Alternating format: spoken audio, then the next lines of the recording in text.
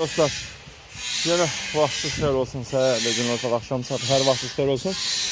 Bəyək səhifət Bərdədə çəkiliş elədim. Biləşor Balası Usta Sərxan. Bərdiyə bir yapıdan apardım, 2 kilovada onu tərk verdim. İkisini apardım. Gəldim seyfə, seyfdən qaydıram, gedirəm. İkisini apardım inşallah. Astara neydi Allah? Yadımdan çıxdı. Yorulmuşam. Sabır abada Astara neydi? Astaraların qadasını alın. Sənin fölgəsi ürəyimizdir. Ümumiyyətlə bütün bölgələr ürəyim. Bu da 2 kilovat, o da 2 kilovat. Sağ sistemlər belə. Bu bunker burada, bir bunkerdə. Bərdənin intikam qardaş aparat verdik. İndi aparım 2 dənə qardaşlarla aparatını verməyə.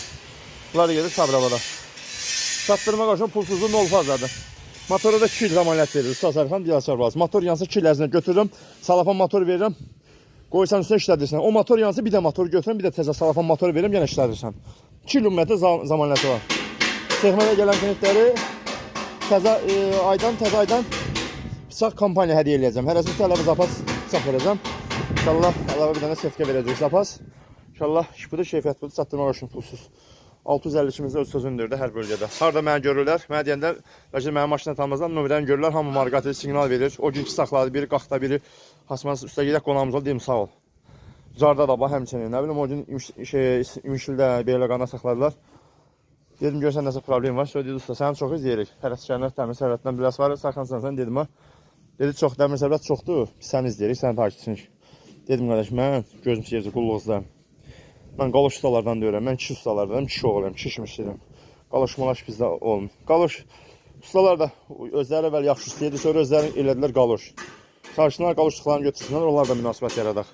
Yəni, özlərinə problem yaradırlar. Heç kim heç problem yaratmır. Şurada mən özümə problem yaradan oğlanlarım, özümə yaxşı görən oğlanam.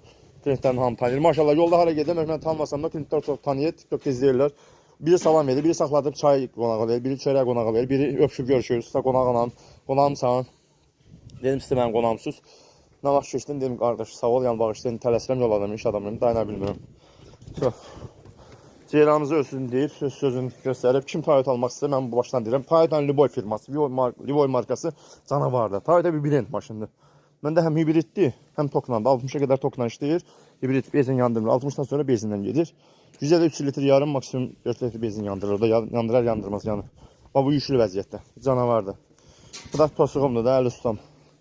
Oğlumdur, canavarım. Allah hamıya gözəl bala qismət eləsin. Bizim balalarda onun üçün, bütün balaların toyunu görək, bizim balalarda onun üçün inşallah.